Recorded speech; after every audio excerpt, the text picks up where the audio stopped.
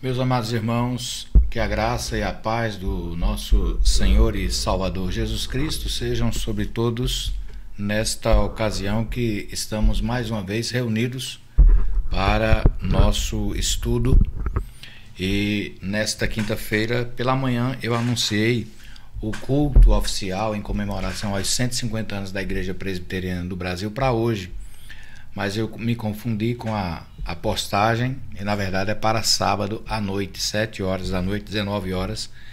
E então nós não teremos hoje essa transmissão. Hoje é o nosso estudo bíblico, é normal. Hoje nosso tema, deixe-me colocar aqui, nós falaremos sobre os 5 solas, ou os 5 somente, já que a palavra sola é uma palavra latina que significa somente, os 5 solas, os 5 somente da Reforma Protestante. Estaremos vendo essa doutrina que também é muito cara, ou esse conjunto de doutrinas que também é muito cara para a Igreja Presbiteriana do Brasil e nos identifica como uma igreja de linha também reformada. Então, nós trabalharemos essa temática hoje. Quero dar os bem-vindos a você que nos prestigia nesta hora, pedindo desculpas pelo atraso da entrada. Tivemos um problema aqui, o computador resolveu não colaborar muito, mas esperamos que tudo dê certo. E sejam então todos muito bem-vindos ao nosso tempo de estudo, nosso estudo sobre a temática a identidade presbiteriana. E nesta quinta-feira, que Deus nos abençoe, nos use e nos dê graça para que possamos estudar e ser edificados dentro desta doutrina. Por que vamos estudar hoje se a Reforma Protestante, as questões da Reforma Protestante só são em outubro? É porque nós terminamos os 5 pontos do calvinismo e agora entramos nos 5 solas da Reforma, depois vendo assim os aspectos doutrinários centrais, né? Depois nós entraremos na questão do governo da igreja. Então nosso tema hoje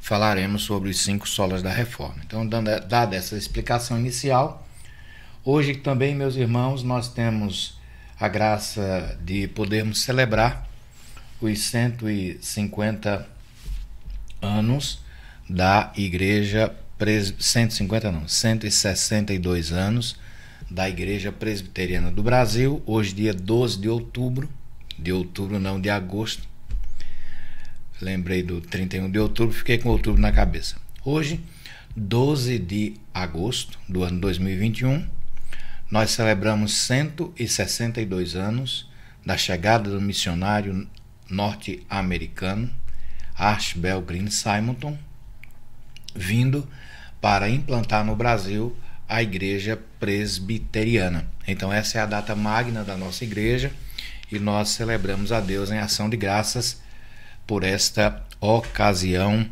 que nós temos de contar a história. São 162 anos da história da Igreja Presbiteriana do Brasil. Você que é presbiteriano faz parte dessa história. Você está dentro desses 162 anos. Desde o dia que você foi convertido a Cristo e passou a fazer parte de uma igreja presbiteriana, que você também faz parte dessa história. Então hoje é a celebração também da sua participação, da sua entrada na história da Igreja Presbiteriana do Brasil. Queridos irmãos, nós vamos então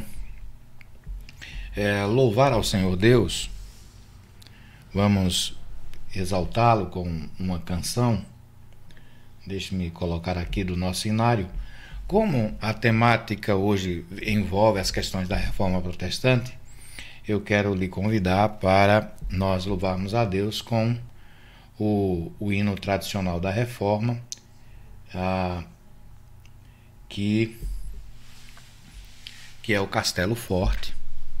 Ele é o de número 155 do Hinário Novo Cântico, e nós então estaremos agora louvando a Deus e sendo inspirados pela letra desta música. Vamos louvar ao Senhor hino Castelo Forte, número 155 do Inário Novo Cântico. Louvemos ao nosso Deus.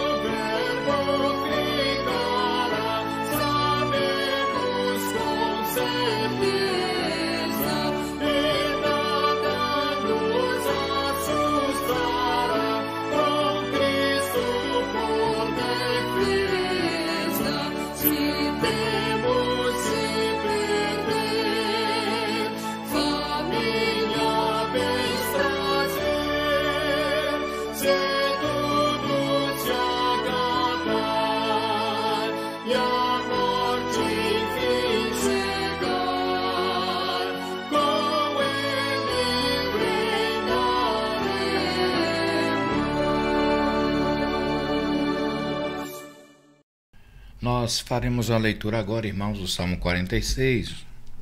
O Salmo 46 foi inspiração para Lutero compor esse hino que nós cantamos agora. O Salmo de número 46, como está aqui na tela para os irmãos, nós faremos a leitura nesse instante. Leiamos o Salmo 46.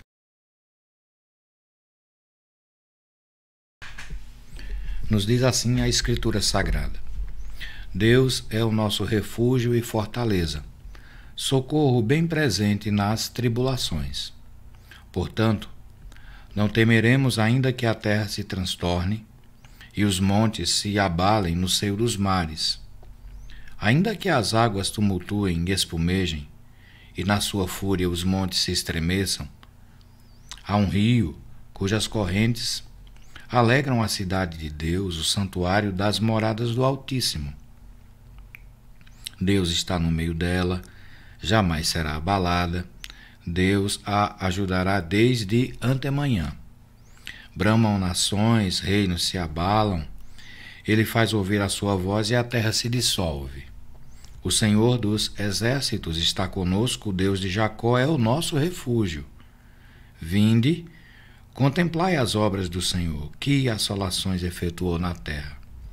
Ele põe termo à guerra até aos confins do mundo, quebra o arco e despedaça a lança, queima os carros no fogo. Aquietai-vos e sabei que eu sou Deus.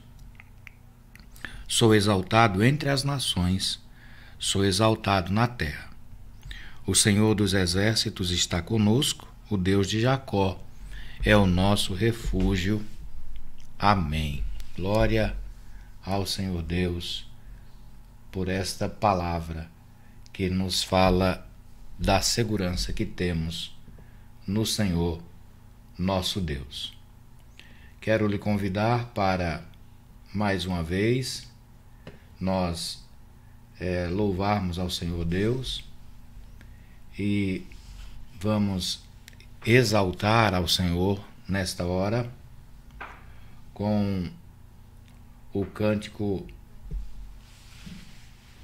Rei da Criação. Vamos louvar ao Senhor Deus.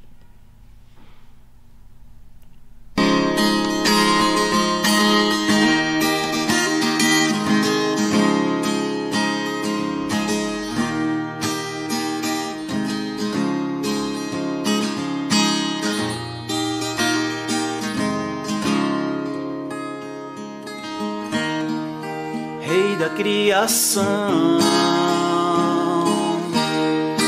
terra, céu e mar, fez no céu o teu palácio. Toda glória a Ele, toda glória iremos dar. Deus acima do que podemos ver, aleluia. Tu és santo, santo, o universo exalta o teu poder. Tu és santo, santo, Senhor da terra e do céu, Senhor da terra e do céu.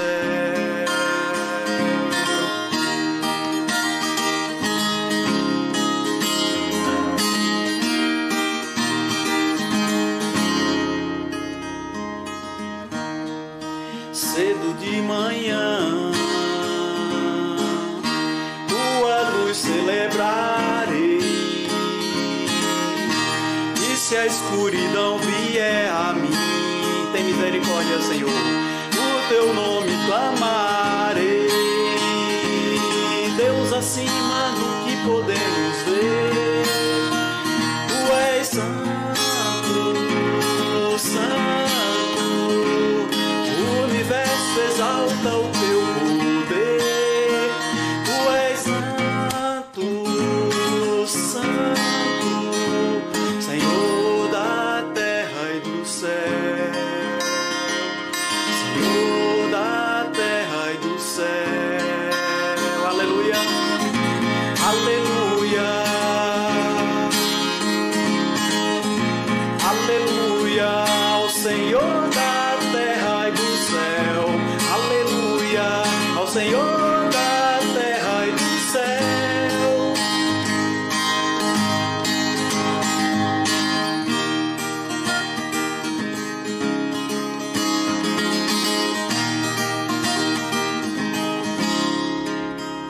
Do início, irmão.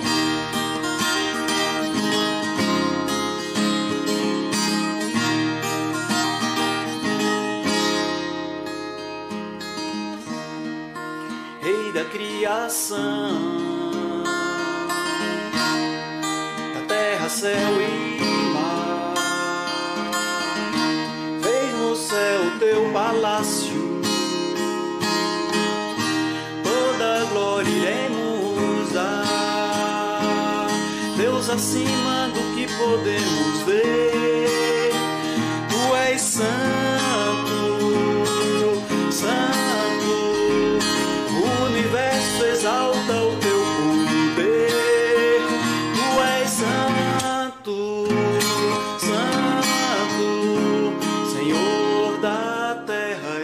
céu, Senhor da terra e do céu. Cedo de manhã, tua luz celebrarei, e se a escuridão vier a mim, o teu nome clamarei. Deus acima do que podemos ver, tu és santo, santo, o universo exalta o teu poder, tu és santo, santo, Senhor da terra e do céu, Senhor da terra e do céu. Aleluia ao Senhor da terra e do céu, aleluia ao Senhor da terra e do céu, aleluia do céu.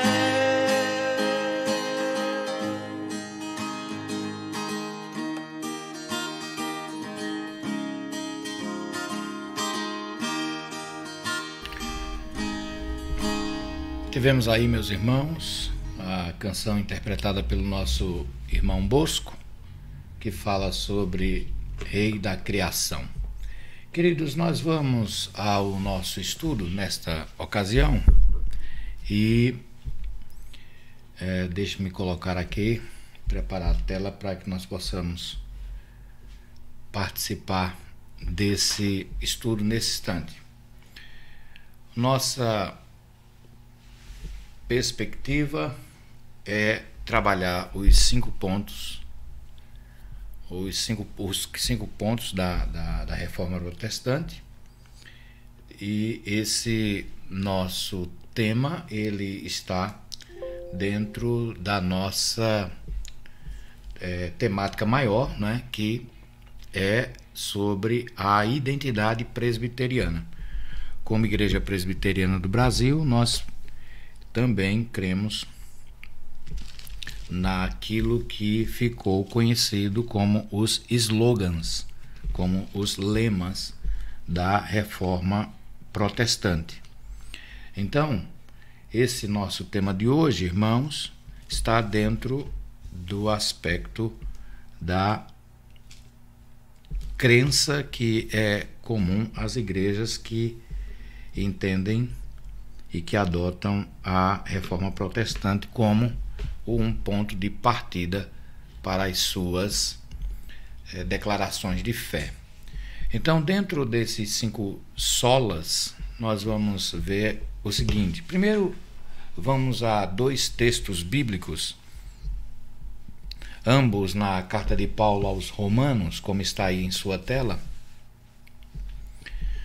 Romanos capítulo 1, versículos 16 e 17, estes textos dizem respeito, principalmente, são muito conhecidos em virtude de que, a partir da leitura deles, num estudo bíblico que estava preparando uma aula sobre a carta de Romanos, o Martinho Lutero, ele então, ao ler o texto que leremos agora, que está aí na sua tela, ele se vê impactado e vai declarar a sua perspectiva de fé unicamente em Cristo. É uma época em que a Igreja Católica estava vendendo as indulgências, eram documentos assinados pelo Papa que garantiriam àqueles que comprassem esses documentos o perdão de seus pecados. E se alguém comprasse esse documento pela vida de alguém que já havia falecido, à medida que você comprasse, pagasse e recebesse o documento em sua mão, a pessoa, segundo a doutrina que foi cunhada na época, né, o ensinamento ensinado na Igreja Católica da época, a pessoa a qual você comprou, ou a pessoa pela qual você comprou a indulgência, ou comprou na intenção dela, pagou por ela, ela então teria seus pecados perdoados e sairia do purgatório, que é uma doutrina católica, e passaria diretamente para o céu. A igreja, então, nesse tempo, estava vivenciando este aspecto de ensinamento. Lutero, lendo o texto de Romanos 1, 16 e 17, ele é impactado pela leitura e ele, a partir daí, começa a escrever as suas 95 teses, né, seus 95 pontos, para questionar aquilo que estava sendo vivenciado pela Igreja Católica da época. Então vamos à leitura. Pois não me envergonho do Evangelho, porque é o poder de Deus para a salvação de todo aquele que crê, primeiro do judeu e também do grego, visto que a justiça de Deus se revela no Evangelho de fé em fé, como está escrito: o justo viverá por fé. Ou seja, aquilo que justifica o homem pecador está no Evangelho, na mensagem do Evangelho, que é Jesus Cristo, nosso Salvador. E o justo vai viver por sua fé. Este é o primeiro texto. O segundo texto, ainda na carta de Paulo aos Romanos, capítulo 11, versículo 36. Porque dele, e por meio dele, e para ele são todas as coisas, a ele, pois, a glória eternamente. Amém. Aqui é Paulo se referindo a Deus, né? Quem primeiro foi conselheiro do Senhor, quem primeiro deu a ele, quem por acaso emprestou para depois pedir de volta, quem precisou dar alguma opinião, né, a Deus. Aí Paulo arremata a ideia dizendo que é de Deus, é por meio de Deus, é para Deus, todas as coisas, a ele, pois, a glória eternamente. Amém. Então, estas perspectivas são colocadas dentro das doutrinas da fé reformada, da qual a nossa igreja faz parte. Sigamos então. Vejam, a palavra sola, que nós estamos trabalhando, os 5 solas da reforma. A palavra sola é uma palavra latina, ela vem do latim, e ela significa somente. Então, somente isso, somente aquilo outro. No português, a gente já fez a tradução para somente. Mas ficou conhecido como os 5 solas da Reforma. Os 5 solas da Reforma são pilares da Reforma Protestante. São frases latinas que surgiram para enfatizar a diferença, presta atenção aqui na palavra grifada, enfatizar a diferença entre a teologia reformada protestante e a teologia católica romana. As afirmações acerca da fé evangélica protestante precisavam ser colocadas diante do pensamento católico. Sendo assim, surgiram os 5 solas. Quando surgiu? O reverendo Augusto Nicodemos diz que esta expressão foi cunhada depois do ano, já depois da Contra-Reforma, e ele sintetizou 150 anos depois, segundo ele, perto de 150 anos depois da Reforma Protestante, sintetizou o pensamento daquilo que foi vivenciado em 1517 com João ou com Lutero.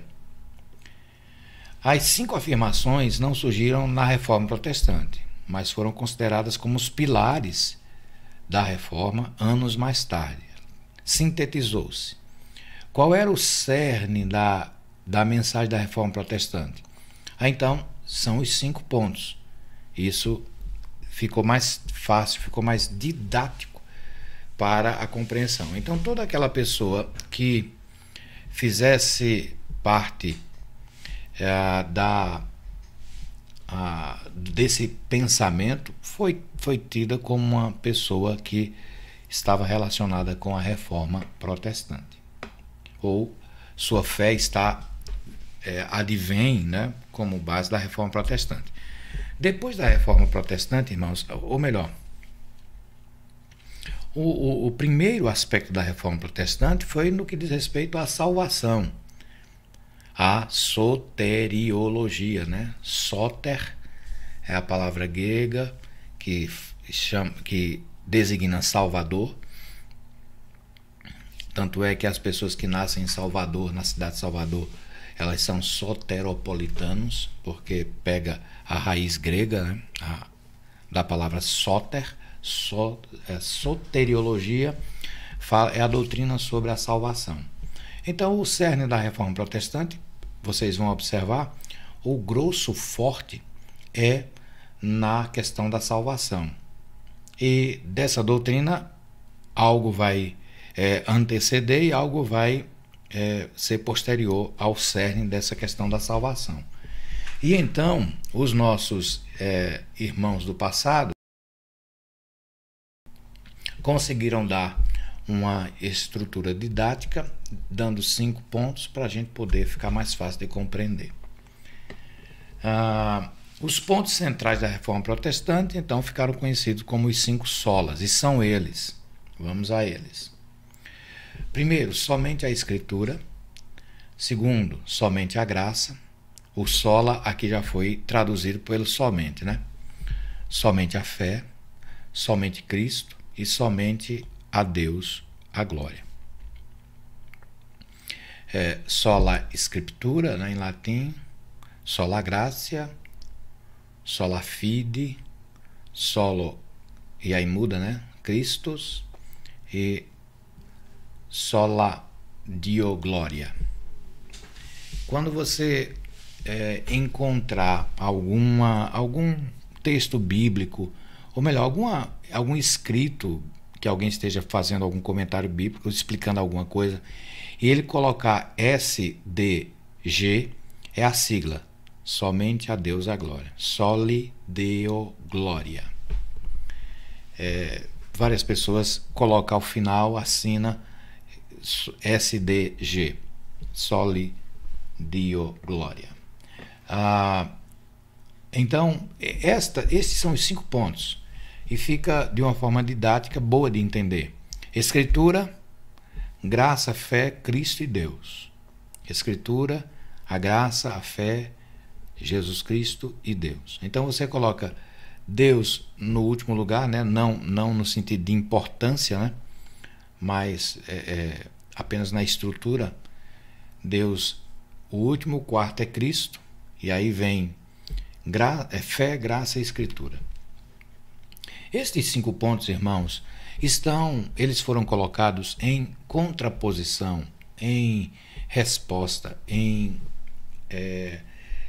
embate, né, aos pontos centrais da Igreja Católica da época. Então veja, aqui à sua direita você vai ter os pontos da Igreja Católica.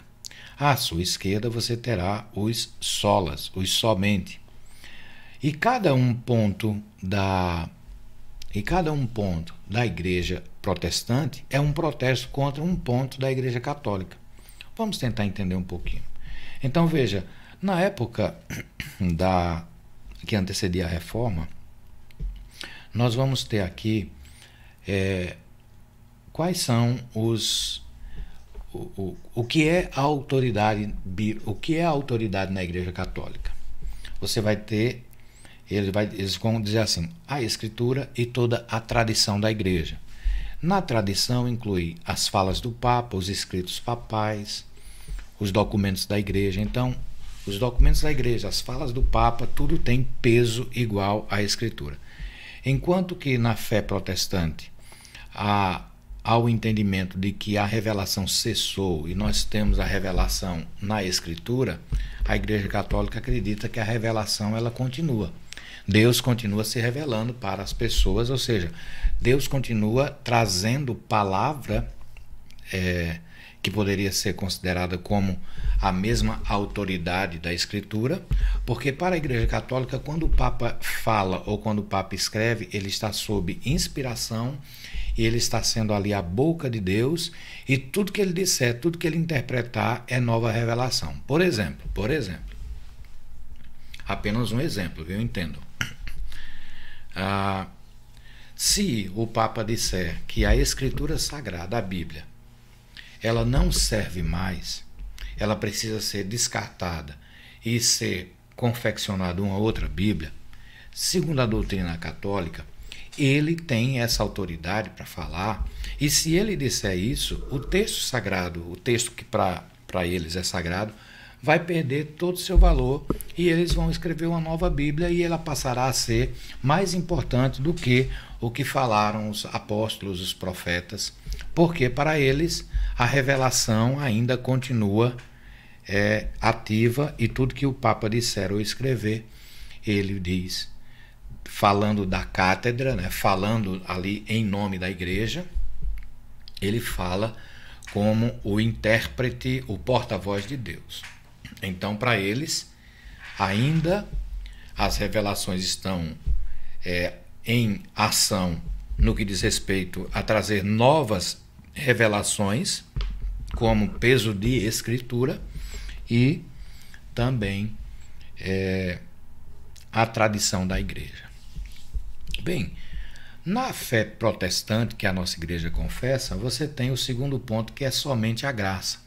A igreja católica diz que é a graça que salva, mais os méritos da pessoa. Colocando aqui na tela.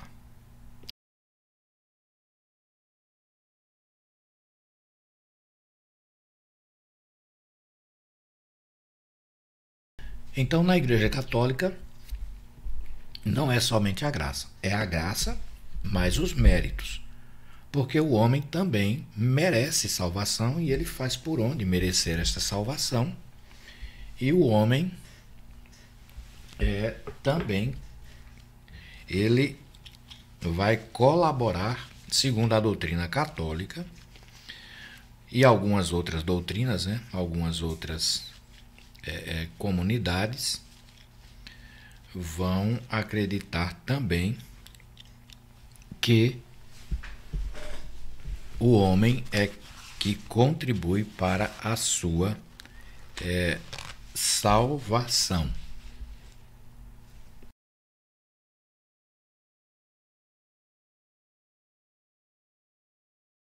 Nossa igreja, irmãos, pensa diferente, somente a graça. Daqui a pouco a gente vai trabalhar cada ponto desse.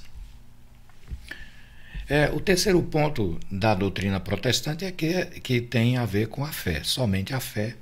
Para a igreja católica você tem a fé, mas também tem as obras. Então a pessoa pode ter fé, mas também precisa e pode ajudar a Deus para que ele possa salvar o homem por meio das obras dos homens. Então a salvação, dentro da doutrina católica e dentro de algumas outras doutrinas, ela também se dá com a colaboração do homem, fazendo por onde merecer. Pelas boas obras ele mereceria. Essa é uma doutrina diferente da nossa doutrina como igreja presbiteriana. O quarto, ele vai falar sobre somente Cristo. Na igreja católica, somente Cristo para a salvação, né? Na igreja católica tem Cristo, tem Maria e tem os santos. Então Maria é co-ajudadora, co-redentora, segundo a doutrina católica, porque se ela pedir, o Filho não vai negar, e por meio dela, diz a doutrina católica, o homem pode chegar e receber os favores de Deus. Eles chegam a cunhar o seguinte slogan: acho que é tudo com Jesus e nada sem Maria. Acho que é alguma coisa assim, para enfatizar a importância dela, né? Nós não pensamos dessa forma, não desrespeitamos Maria, não temos nem nada contra ela. Afinal de contas, não foi ela que pediu isso para ela, pelo contrário. E dentro da Igreja Católica também há a intercessão dos santos.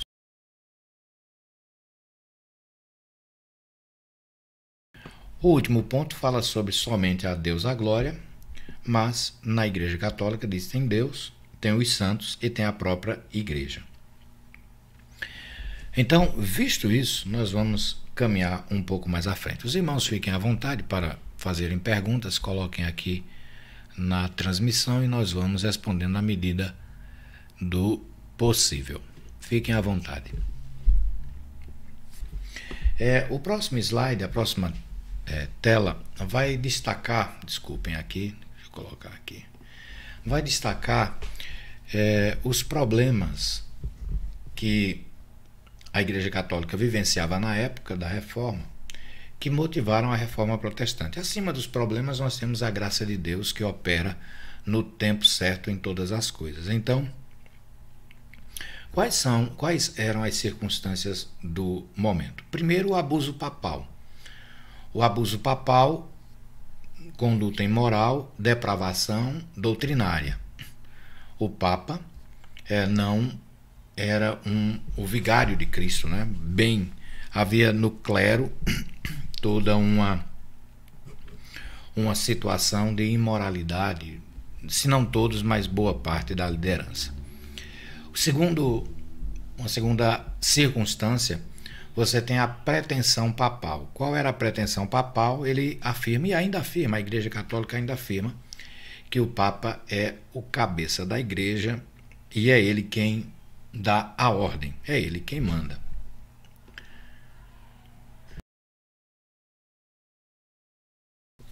O terceiro abuso desse momento, ou o terceiro problema, é o cativeiro da palavra. Essa expressão, o cativeiro da palavra, é porque só a Igreja possuía autoridade para ler, estudar e interpretar a Escritura Sagrada. As pessoas não podiam. As pessoas comuns não podiam ler. A Escritura na época ela era em latim, a língua romana, né? O italiano é latim, e, portanto, todo e qualquer texto bíblico que fosse fora da língua latina era considerado como uma afronta, como heresia, como um atentado contra a sã doutrina da Igreja Católica. E as pessoas não tinham acesso. E ter acesso à Bíblia, irmãos, é algo relativamente, historicamente falando, relativamente novo. Porque as pessoas tinham medo e eram ensinadas a terem medo de ler a Bíblia. Havia uma compreensão de que se você lesse a Bíblia toda, você enlouquecia. Isso foi ensinado por muito tempo. Muitas pessoas foram proibidas e tinham medo, né, de ler a Escritura porque havia isso. Mesmo depois dela traduzida para o português. E houve um problema na Igreja que, na Igreja Católica na época, somente a Escritura era escrita em latim. Lutero foi um dos primeiros que a traduziu, né, para o alemão. Depois você tem a tradução dela para o inglês.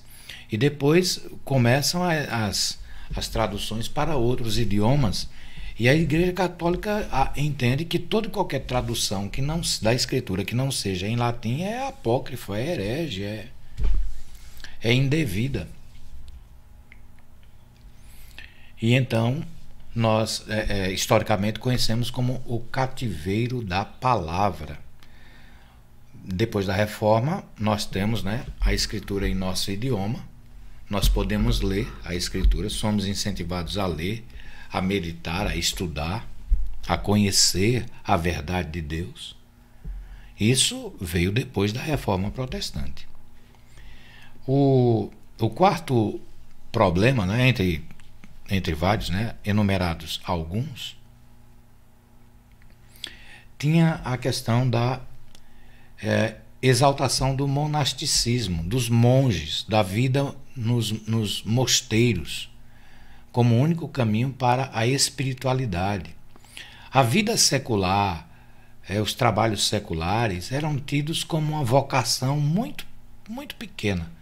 Só eram vocacionados mesmo por Deus as pessoas que serviam na igreja, ou monge, ou freira, ou padre, diácono, bispo, essas coisas. Qualquer outra atividade que você fizesse era tida como uma coisa profana, uma coisa sem valor nenhum. A Reforma Protestante veio mudar isso. Veio dar uma dignidade ao trabalho, dizendo que todo trabalho é digno. Não só apenas aqueles que servem a igreja dentro do seu clero, né?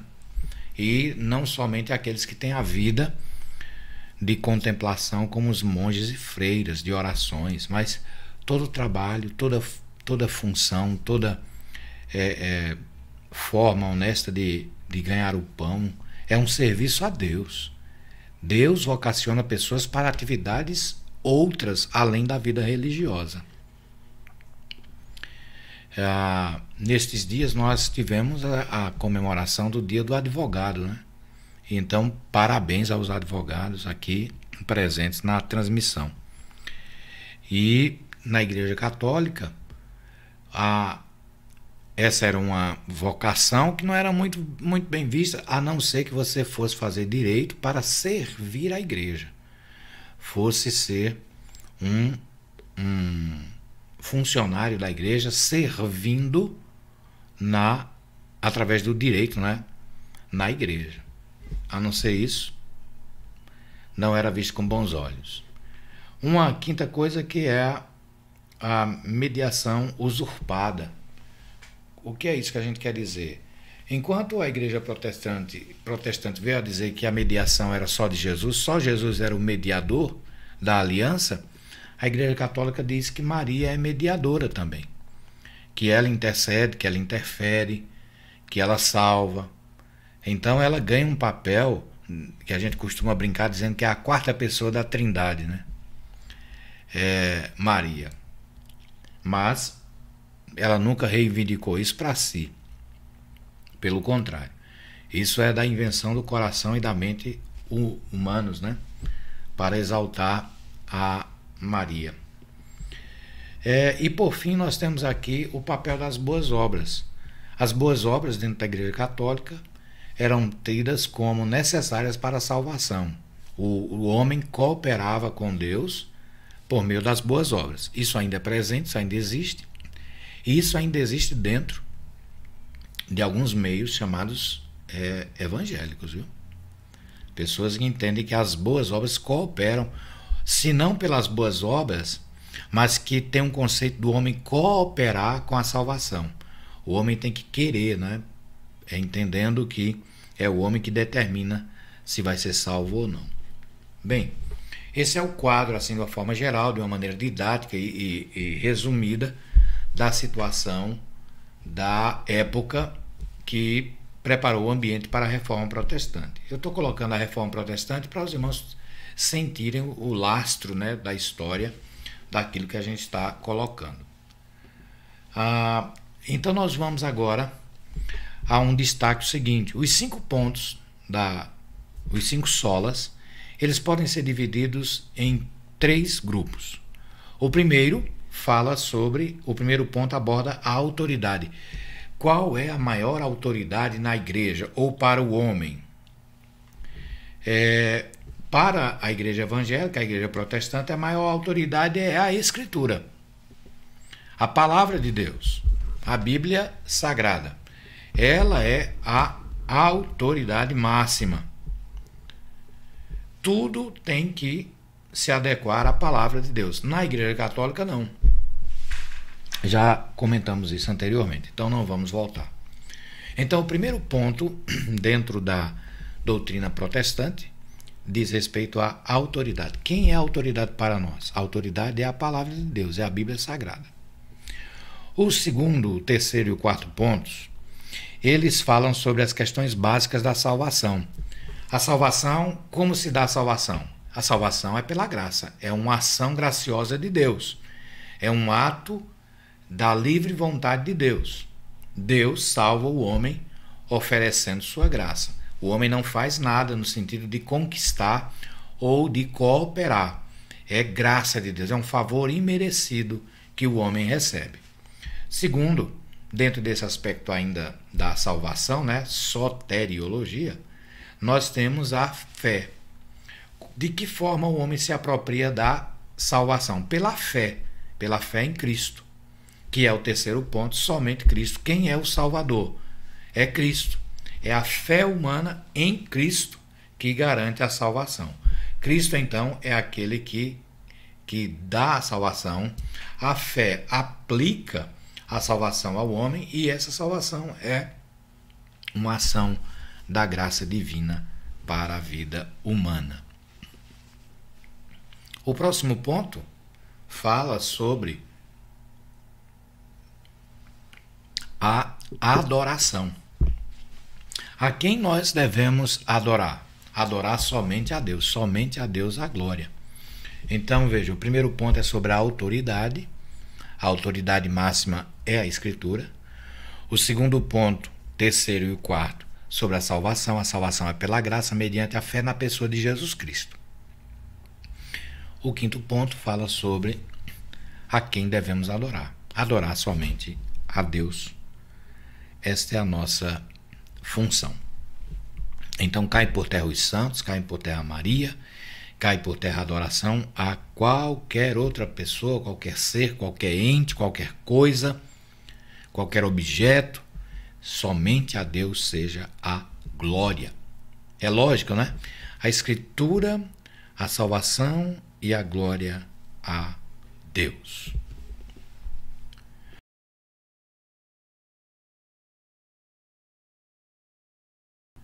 No próximo ponto, meus irmãos, nós vamos verificar sobre cada ponto desse que nós falamos, rapidamente, mas para dar uma visão panorâmica, porque esses temas nós acabamos tratando já em outros momentos também, já com a igreja, quando falamos sobre os 5 pontos do calvinismo. Mas vamos falar rapidamente aqui e deixarmos esta compreensão mais geral da questão dos 5 solas, dos 5 somentes da Reforma Protestante. O primeiro, então, fala sobre a Escritura. E para nós, somente a Escritura tem autoridade para reger, para dirigir, para governar, para instruir, para determinar os rumos da igreja. Todas as demais autoridades estão debaixo da submissão à palavra de Deus. Não sei se você recorda, se você é presbiteriano, que na sua pública profissão de fé, você falou e prometeu que se submeteria às autoridades da igreja. Isso é um juramento solene que o crente faz, o crente presbiteriano. Promete se submeter às autoridades da igreja enquanto estas estiverem em obediência à palavra de Deus. É mais ou menos isso que diz, que eu estou esquecido agora do termo específico.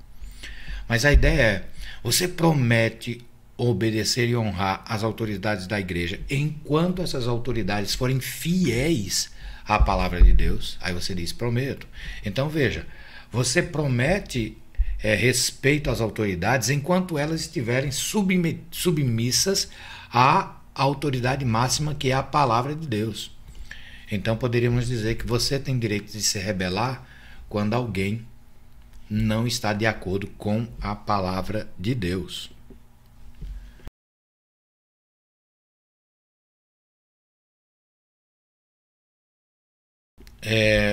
Você então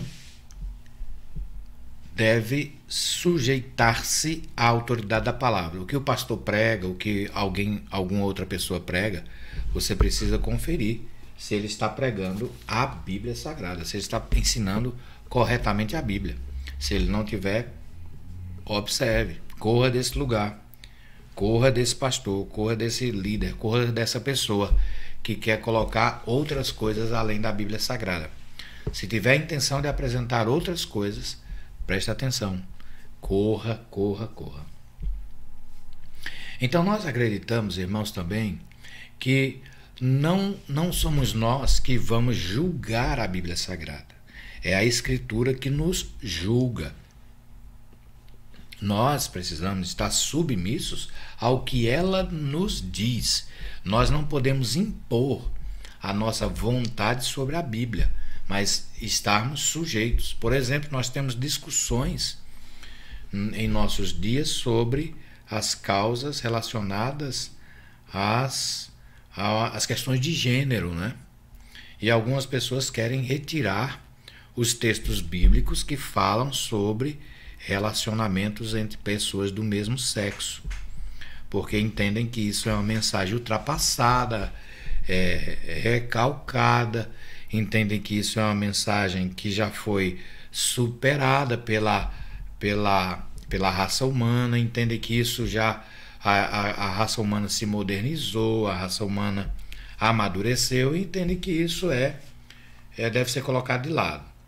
Então veja, isso é o homem que está impondo sobre a Escritura a sua vontade. Para nós, os cristãos, os evangélicos, os protestantes, o que deve prevalecer é o que a palavra diz. Ela é a única regra de fé e de prática para nós. É assim que nós cremos. A segunda coisa é que somente a Escritura é infalível e inerrante. Somente a Escritura não falha e somente a Escritura não erra. Fora disso, todos nós somos falhos e errantes. Eu erro na pregação, eu posso errar no ensino, eu posso interpretar mal a Escritura e ensinar errado, mas o erro não está nela, o erro está em mim. Então a Escritura é infalível, não falha nada que ela diz, e ela é inerrante, não tem erro. Então não adianta a gente querer ficar tentando modernizar ou colocar alguma coisa além do que já está colocado na Escritura para impor nossa vontade. Isso não pode acontecer.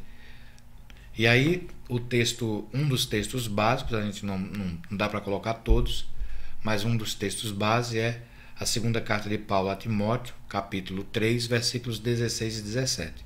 Toda a Escritura é inspirada por Deus e útil para o ensino, para a repreensão, para a correção, para a condução do homem de Deus. Diz que a finalidade é para que o homem seja perfeito e perfeitamente habilitado em toda boa obra. Então, é a Escritura, irmãos, a nossa única regra de fé e de prática. Por isso, nós pregamos, ensinamos e apresentamos a palavra de Deus como a nossa regra de fé e de prática. Vamos aqui ao nosso segundo slide dentro desses 5, né? O segundo ponto é somente a graça. Esse ponto diz o seguinte: nós cremos que Deus inicia e completa a salvação do homem por meio de sua graça somente. É Deus que inicia e é Deus quem completa. Não sou eu que completo, não sou eu que ajudo, não sou eu que colaboro. É uma iniciativa de Deus e um ato de Deus. É a graça, é o favor imerecido. É a ação de Deus que nos beneficia sem merecermos. Portanto, a salvação deve tudo à graça de Deus. Ou o Salvador, né? Ou melhor, o salvo deve tudo à graça de Deus. A salvação é uma obra exclusiva da graça de Deus, sem a interferência e a colaboração do homem. Talvez você até diga assim: mas eu colaborei para que fulano se convertesse porque eu fui pregar a salvação, eu fui anunciar o evangelho. Nesse aspecto, poderíamos até entender que somos colaboradores de Deus, mas porque fizemos a nossa missão de pregar. Mas não foi por nossa palavra, não foi por nossa força, não foi por nosso querer que a pessoa foi convertida. Eu sou colaborador, você é colaborador à medida que nós anunciamos a mensagem.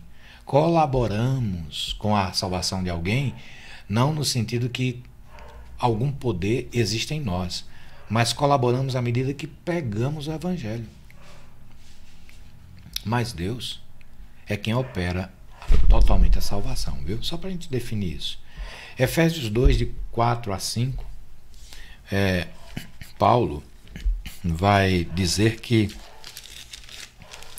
o seguinte: mas Deus, sendo rico em misericórdia, por causa do grande amor com que nos amou, e estando nós mortos em nossos delitos, nos deu vida juntamente com Cristo, pela graça sois salvos, é o que nos diz o texto da Escritura. Então, nós vamos entender que a salvação é somente pela graça de Deus. Terceiro ponto, terceira doutrina, né, dos 5, é que a salvação é somente pela fé. Somente pela fé.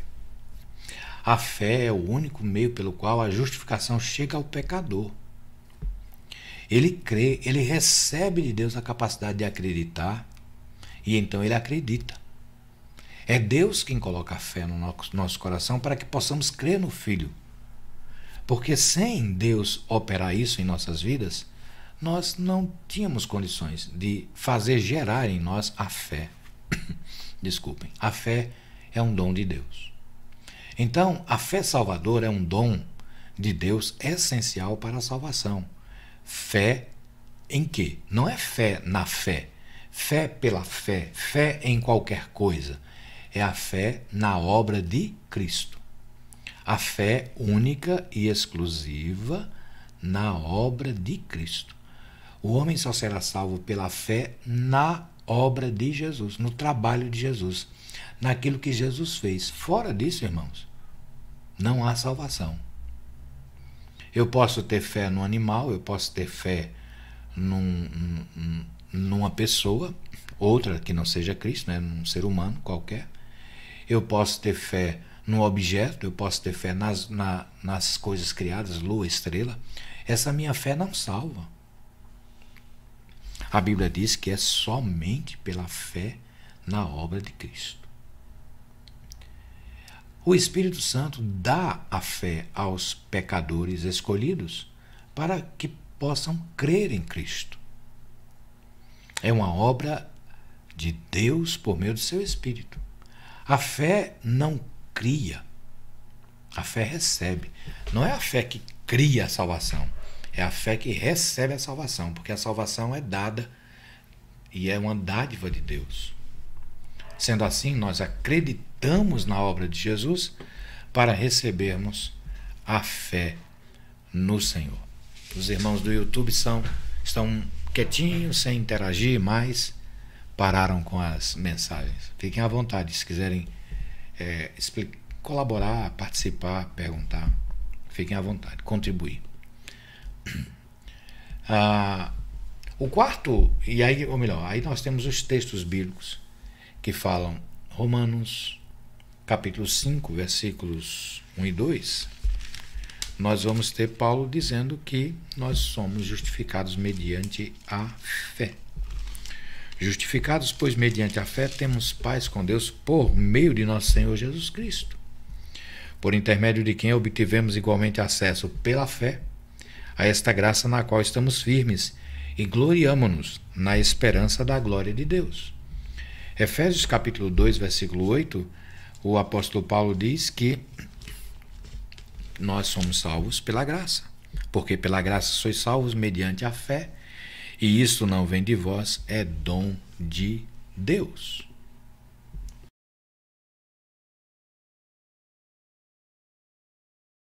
Assim nós temos, irmãos, a descrição do terceiro ponto dos 5 solas da Reforma Protestante. O próximo fala somente Cristo, ou seja, a salvação é somente por meio de Jesus, e não há nenhum outro mediador, nenhuma outra forma, nenhuma outra maneira, nada, não há. É somente Cristo. Esta doutrina, então, vai colocar Cristo como o centro da fé protestante. Não são os santos, não é Maria, não é ninguém, não é a igreja. Porque dentro da doutrina católica, a Igreja Católica é a detentora da salvação. Ou você está nela para ser salvo, ou não está salvo em outro lugar. Dentro da doutrina católica, a salvação é só na Igreja Católica. Nós não pensamos assim. Porque o centro não é a igreja, o centro é Jesus. A salvação está somente em Jesus. Somente Cristo é e pode dar a salvação. Somente Cristo é o Salvador e somente Ele pode dar a salvação. Atos 4,12, não há nenhum outro nome dado entre os homens pelo qual importa que sejamos salvos, diz a Escritura. Romanos 5, versículo 10 diz: porque se nós, quando inimigos, fomos reconciliados com Deus, com Deus mediante a morte do seu Filho, muito mais agora, muito mais, estando já reconciliados, seremos salvos pela sua vida. E ainda Atos capítulo 16, versículo 31. O texto sagrado vai nos dizer o seguinte. Atos 16, 31. Diz: responderam-lhe: crê no Senhor Jesus e serás salvo, tu e tua casa. Não era creia em mim, Paulo não disse isso. Creia em fulano. Não. A salvação é tão somente uma dádiva da graça de Deus.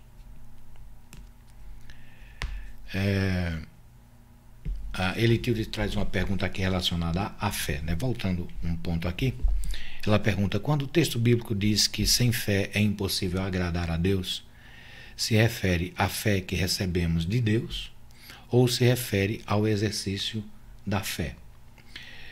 Elitilde e demais irmãos, o texto lá de Hebreus é sempre mostrando que tudo na vida do crente é sempre um ato de fé. Então, ao dizer que sem fé é impossível agradar a Deus, nós vamos aplicar também a salvação, ou seja, é a fé que Deus coloca em nós inicialmente. Deixe-me só abrir aqui em Hebreus capítulo 11, versículo 6.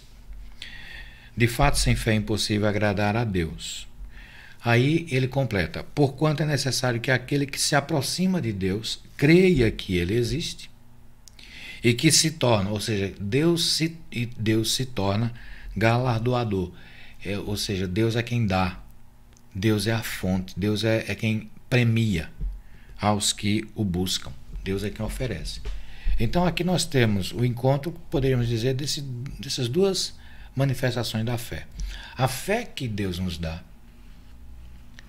é para que possamos crer nele. É ele quem desperta em nós a fé. É ele quem coloca em nosso coração a capacidade de crer na existência dele. Então, inicialmente, é esta fé. É a fé. O primeiro processo da fé é a fé salvadora. É o primeiro processo da fé. Nós ganhamos fé para a salvação. E depois, esta mesma fé precisa ser exercitada no sentido de dependência, de confiança em Deus para as demais coisas aqui da nossa vida. Então, nos aproximamos de Deus porque Ele nos deu fé. E pela fé que Ele nos deu, devemos nos aproximar. Devemos exercitar. Exercício da fé recebida, exatamente. É o exercício da fé recebida. Nós recebemos fé e precisamos colocá-la em prática, precisamos colocá-la em movimento, vamos dizer assim. Então, nós já recebemos a capacidade de crer e precisamos crer. Nós já recebemos a capacidade de confessar e precisamos confessar. Nós fomos favorecidos com esta dádiva de podermos crer, acreditar. E ela precisa ser colocada em prática, precisa ser vivenciada. Primeiro Deus nos dá para que nós depois possamos colocá-la em ação. Na salvação, inicialmente, é exatamente isso que acontece. Ele coloca fé para que nós possamos crer. E aí a gente vai expressar aquilo que recebemos. Nós vamos quase que devolver o que recebemos. Deus colocou fé em nosso coração e nós devolvemos a Deus a nossa fé, nossa crença, crendo nele. Colocamos nele a nossa fé. É a fé salvadora, inicialmente, e é a fé, vamos dizer assim, mantenedora da nossa relação. É precisamos de fé para a salvação e precisamos de fé na manutenção dessa nossa vida com Deus. Ele trabalhou em nós e Ele trabalha em nós para que nós possamos exercer a fé. Ontem, quarta-feira, o reverendo Rodolfo pregou em Gênesis capítulo 22, de 1 a 19, falando sobre a prova de fé que foi dada a Abraão. E ele trouxe um aspecto ali muito interessante que está no texto hebraico, que é quando Deus diz a Abraão: visto que eu sei que você vai me responder com obediência, então eu vou colocar uma prova para você crescer, para você exercitar a sua fé, para você conhecer, né, a fé que você ganhou. Então nós fomos favorecidos e entregamos a Deus aquilo que Ele já nos capacitou para colocarmos em prática. Ok. Meus irmãos, obrigado pelas perguntas que dinamizam, ampliam e nos colocam na condição de pensarmos em outras coisas e tocarmos em outros tópicos. Muito obrigado, Elitido, pela pergunta. Vamos então à nossa próxima questão. Thales coloca aqui, deixa-me ver só. Sobre a sola escritura, creio que fala que somente a Bíblia é palavra de Deus inerrante e única regra de fé infalível, mas não rejeita a tradição e o magistério dos pais, só que esses são falíveis. Exato, Thales, muito bem lembrado, muito bem colocado. Por exemplo, né, eu vou usar um exemplo aqui. Vou pegar isso aqui, não é um... Estou pegando só um livro aqui. Imagina, eu estou aqui com a Bíblia e eu estou aqui com um comentário bíblico dos pais da igreja ou mais modernos. Este comentário bíblico tem o mesmo peso de autoridade para a minha vida que a Bíblia? Não.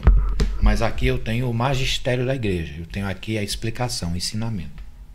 É o que Thales coloca. A questão de que só ela é inerrante e infalível. Os comentários são errantes e falíveis? Sim, estão sujeitos a isso. Estão sujeitos a isso. Eu posso interpretar algo que lá na frente alguém me traga uma luz diferente e eu diga: irmãos, eu interpretei errado. E eu então corrijo a minha interpretação, meu ensinamento. Bem lembrado, Thales. Então somente a Bíblia é inerrante e infalível, como regra única de fé e prática. Mas a nossa tradição histórica, ela não é rejeitada, só que ela não tem o mesmo pé de autoridade. Nós não vamos, porque fulano disse isso, isso vale mais do que a Bíblia. Não, nós vamos conferir. E podemos dizer, de fato, por exemplo, João Calvino interpretou a Escritura desta forma e nós entendemos que é uma das melhores interpretações. Deus deu a ele o entendimento e a capacidade de nos passar o conhecimento, explicar melhor, tornar talvez mais claro para nós o que os irmãos estavam querendo dizer. Então, exatamente dessa maneira. Cremos no magistério da igreja, no ensino da igreja, na explicação da palavra, mas tudo isso debaixo da condição de estarmos sujeitos ao erro e estarmos sujeitos também a questão de sermos falhos, né? Sermos falhos.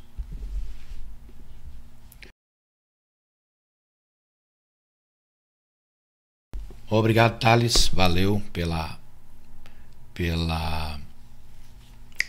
despertamento aqui. Aí você coloca aqui: precisam passar pelo crivo da palavra. Exatamente. Precisam passar pelo crivo da palavra. As teologias sistemáticas, por exemplo, né? As confissões de fé, elas são explicações da Bíblia, de uma maneira sistemática. A própria palavra já diz, um ensino sistematizado. A Bíblia, meus irmãos, ela não vem como uma enciclopédia. Você sabe o que é enciclopédia, né?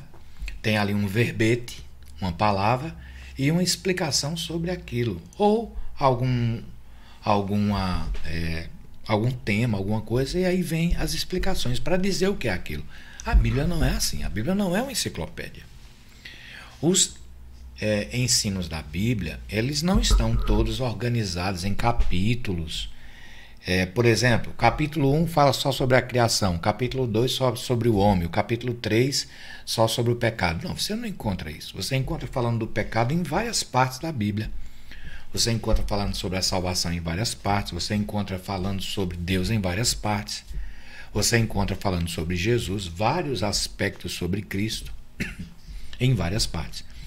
As teologias sistemáticas, por exemplo, elas sistematizam, organizam o conhecimento em capítulos, né?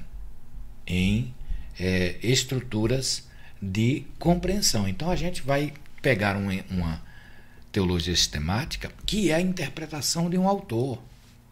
Ele vai tentar explicar nas palavras dele aquele conjunto de doutrinas da Bíblia. Ele pode errar? Pode. Pode ter falhas ali? Pode, mas na Bíblia não, certo? Na Bíblia não. Vamos seguindo. Deixa eu ver se os irmãos do Facebook têm alguma pergunta. Ok, vamos então no caminho. O quarto ponto, então, fala só sobre Cristo. O quinto, irmãos, vai falar sobre somente a Deus, a glória. Só Deus merece ser reconhecido como sendo excelente e digno de toda a adoração humana. Somente Deus. Nosso culto deve ser cristocêntrico, ou seja, aí você diz, mas não é para Deus a glória? Sim, mas veja, o Pai glorificou o Filho e ainda glorifica. Ao adorarmos Cristo, estamos adorando Deus. Mas você não tem a mesma perspectiva, por exemplo, quando você diz, eu vou fazer um culto para adoração ao Espírito Santo. Você não fala assim. Você diz que vai adorar a Deus. E o Espírito é quem nos conduz a adorar a Cristo e Cristo nos conduz a adorar a Deus. No final, tudo converge para Deus, o Pai.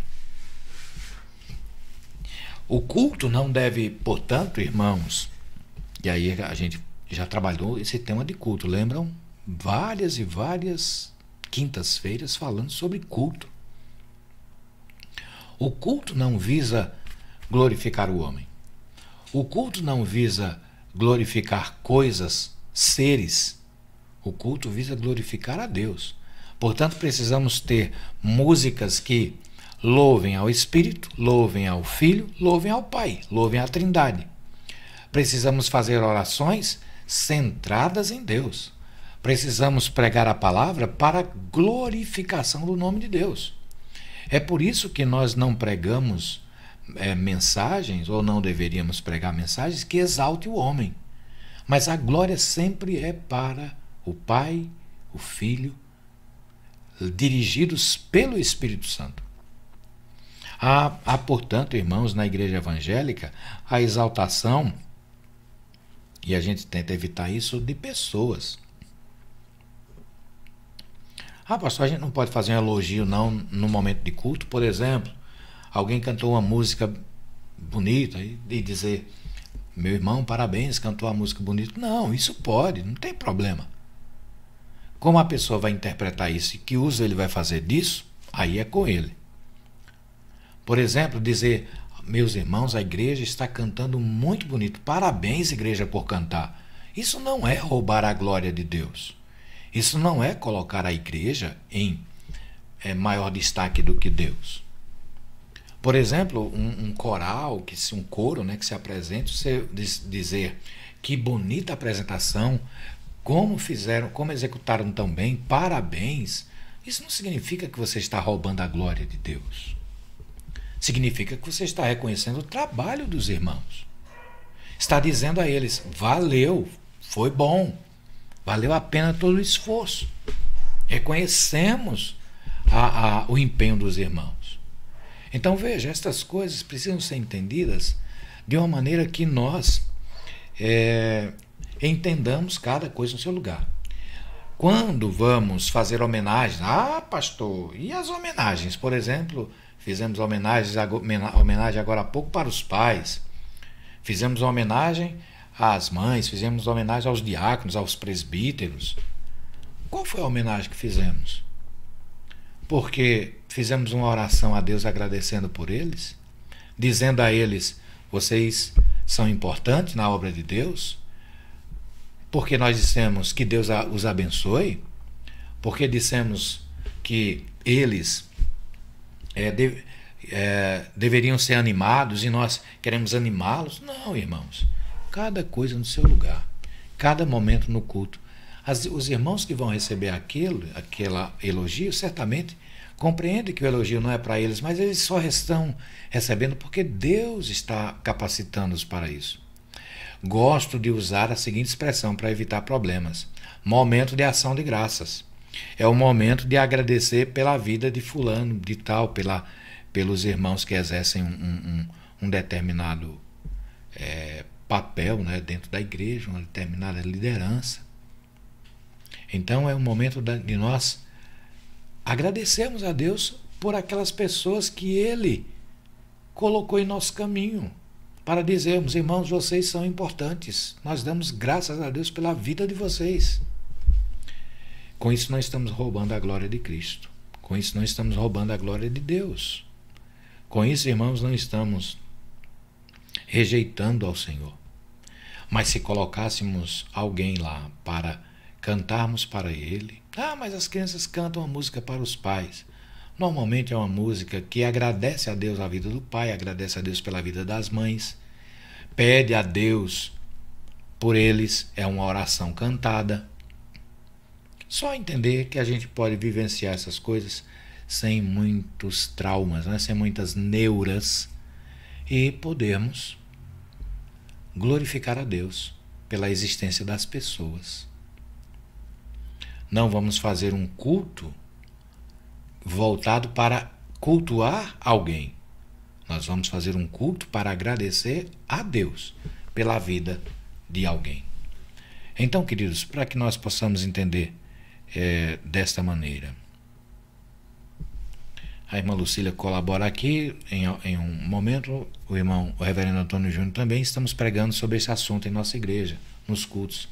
Graças a Deus, meu irmão. E a irmã Lucília diz: e o entendimento vem de Deus, pois senão o nosso entendimento não é suficiente. Exatamente, irmão. Exatamente isso, irmã Lucília. O entendimento é Deus quem nos dá, porque nosso entendimento é ofuscado, não é suficiente para compreender as coisas de Deus, a não ser que Ele fale conosco.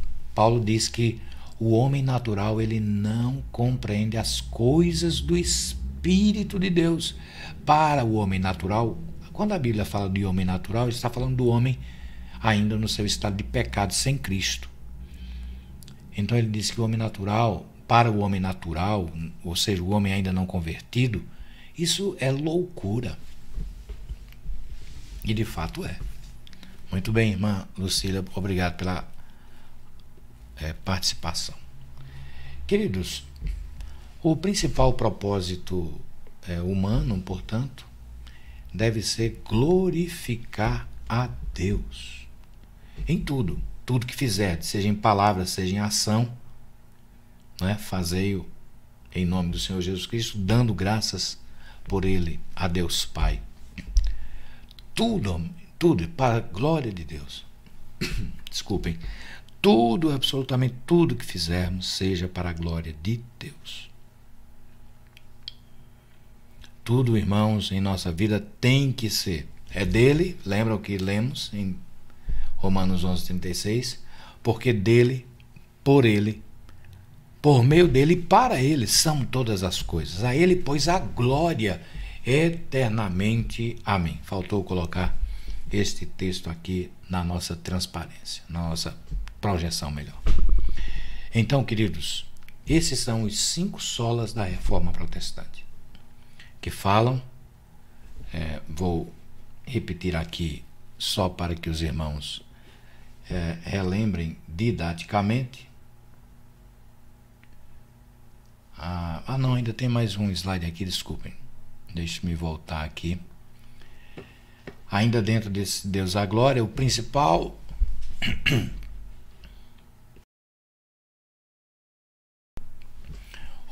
deleite, deleite. Deixa eu corrigir aqui, irmãos, antes que fica gravado, né? E então a gente Corrige logo, porque isso vai ficar gravado. Deixe-me salvar aqui e projetar novamente.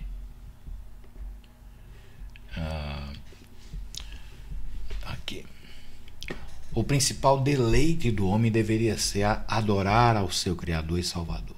É dever do homem usar cada dom que recebeu de Deus. Faltou isso aqui também.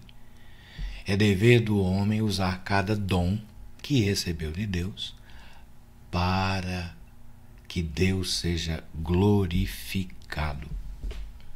Deus é quem dá e Ele merece toda a ação de graça, louvor, por tudo. Porque tudo vem dEle, por meio dEle, para Ele são todas as coisas. Somente a Deus a glória. Então agora eu vou voltar e colocar os 5 pontos de maneira aqui, só para relembrar.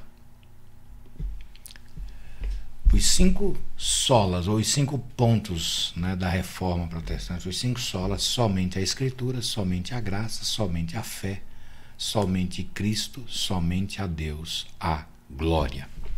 Queridos irmãos, esta é mais uma página, mais um aspecto da doutrina presbiteriana. Nós cremos, nós somos de linhagem reformada e pensamos exatamente assim.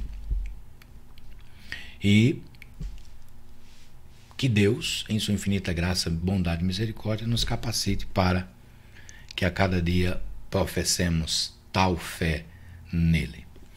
Meus irmãos, como no começo nós colocamos, nós estamos vivenciando os 162 anos da Igreja Presbiteriana do Brasil e queríamos convidar os irmãos para louvarmos a Deus a um hino que foi composto para os 150 anos, né? 2009. Nós estávamos lá no Rio de Janeiro, fazíamos parte do sínodo na época, estávamos na presidência e fomos ali celebrar em uma reunião da Comissão Executiva do Supremo Concílio o Sesc Centenário, né? 150 anos da Igreja Presbiteriana do Brasil, e hoje estamos 162 anos. 12 anos se passaram desde aquela data. E então eu queria convidá-lo para nós cantarmos esta música que foi composta naquela ocasião, e é um desafio. É um desafio para nós hoje. Eu vou colocar a letra e a gente vai encerrar com esta música, lembrando a você, sábado, se você estiver por aqui, 15 horas e 30 minutos, lá na igreja, lá no templo, nós estaremos celebrando junto com o sínodo e o presbitério de Caruaru e os demais presbitérios, né? Esta era uma programação original do nosso presbitério, mas o sínodo encaixou, então nós estamos com presbitérios e o sínodo glorificando a Deus. Queridos, nós estamos em época de vivência de novas condições na recepção de membros na igreja, né? Então hoje nós tiramos as fitas que separavam, os diáconos quando chegarem lá verão isso, tiramos as fitas que separaram porque diminuiu o espaço, agora é 1 metro de distância e nós já podemos ter uma capacidade maior.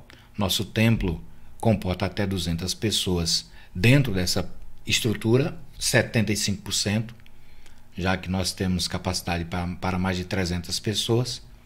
Então nós estaremos com 200 pessoas e só vamos orientar os diáconos a orientar as pessoas a sentarem 3 em um banco e 2 em outro, e aí a gente vai preenchendo melhor e vai ficar menos até aglomerado, né?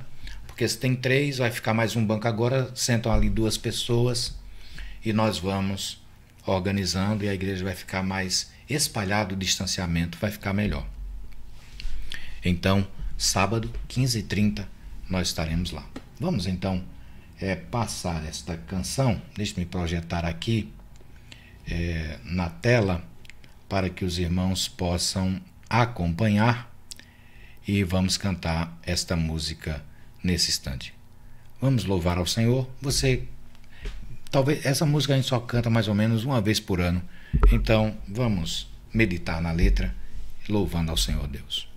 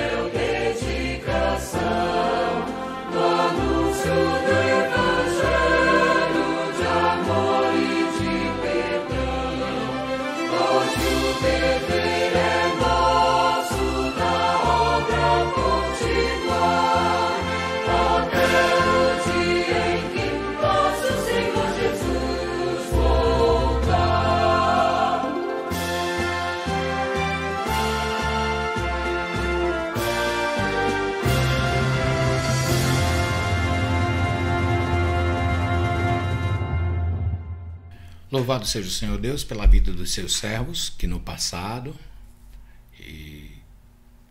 chegaram e plantaram, mas não apenas por aqueles do passado mais remoto, mas por cada irmão que fez parte da história da Igreja Presbiteriana do Brasil e que faz história na história da Igreja Presbiteriana do Brasil. Veja aqui diz, hoje o dever é nosso, da obra continuar. Continuamos fazendo a história até o dia em que o nosso Senhor Jesus voltar. Então, meu amado irmão, você que faz parte da Igreja Presbiteriana, nós queremos parabenizá-lo, porque é a sua história que está englobada dentro desses 162 anos. As histórias se misturam. Deus nos abençoe, Deus nos guarde. Vamos orar, pedindo a bênção do Senhor Deus sobre nossa noite nesta ocasião. Bendito Deus, nós queremos agradecer ao Senhor em nome de Jesus, porque temos a condição de compreender a fé. Temos condição de compreender a obra da redenção. Temos, ó Deus, tivemos a condição de compreender o teu plano salvador. E em nome do Senhor Jesus, queremos louvar-te, porque estamos firmes, crendo que a tua palavra é a única regra de fé e prática, crendo que a nossa salvação foi e é pela graça, agradecidos pela fé que o Senhor nos deu, agradecidos por Cristo Jesus, e queremos pedir que o Senhor conduza nosso coração para que esteja sempre comprometido com a glória ao teu excelso nome. Deus amado, Pai bendito, obrigado pelos irmãos que estiveram conosco nessa caminhada desta noite. Que o Senhor os abençoe, lhes conceda uma noite de paz, de repouso restaurador, em nome do Senhor Jesus. Amém. Muito obrigado, meu irmão, por sua atenção. Deus os abençoe. Amanhã nós estaremos às 7 horas com nossa devocional Bom Dia Igreja e à noite com a meditação, oração e palavra. Fiquem na paz do Senhor, descansem bem, que o Senhor renove as forças, fiquem debaixo da providência. No nome de Jesus, obrigado. Deus os abençoe. Amém.